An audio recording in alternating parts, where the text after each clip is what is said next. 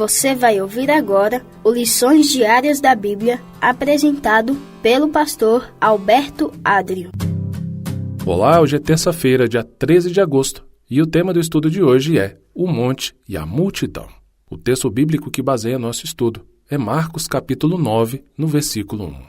Aqui, Marcos escreveu o seguinte: Dizia-lhes ainda: Em verdade lhes digo que, dos que aqui se encontram, existem alguns que não passarão pela morte até que vejam ter chegado com poder o reino de Deus.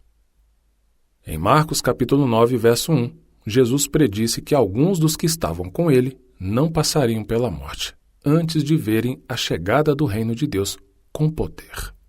Isso se cumpriu alguns dias depois, quando Jesus levou Pedro, Tiago e João sozinhos a um alto monte.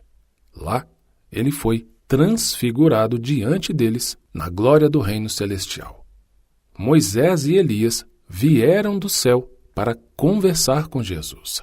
Lucas observou que eles falavam sobre a partida de Jesus, que ele estava prestes a realizar em Jerusalém, conforme Lucas capítulo 9, versos 30 e 31. Assim, essa cena de glória está ligada à morte de Cristo, conforme Marcos capítulo 9, verso 9. Isso daria esperança aos discípulos quando Cristo fosse crucificado.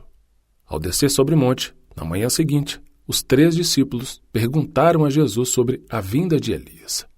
É provável que essa ideia estivesse ligada à expectativa de que Elias reapareceria antes do Messias, conforme está escrito em Malaquias capítulo 4, versos 5 e 6.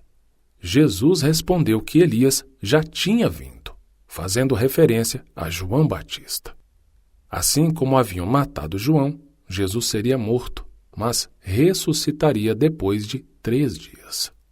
Depois da noite de glória, o cenário no sopé da montanha estava um caos, conforme Marcos capítulo 9, do verso 14 a 29.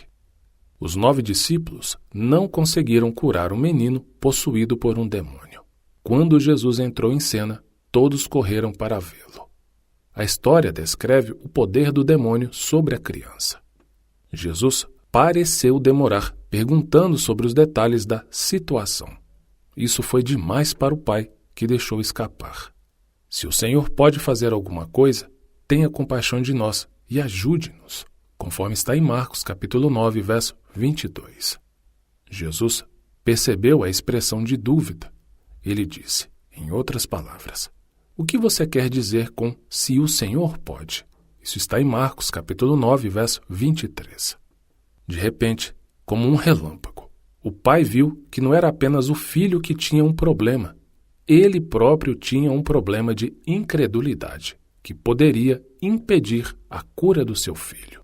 O pai, desesperado, se lançou à misericórdia de Jesus com a frase memorável: Eu creio, ajude-me na minha falta de fé, conforme Marcos capítulo 9, verso 24.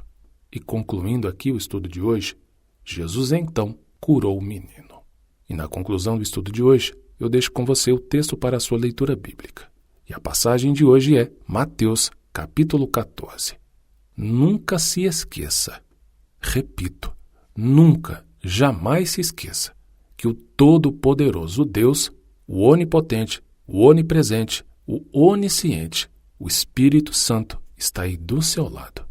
E tendo a proteção e a permissão dele, amanhã continuaremos o nosso estudo. Até lá! O Senhor deseja que nós tenhamos conhecimento da sua palavra. Por isso, continue conosco estudando as lições da Escola Sabatina. Que o Espírito Santo te abençoe muito.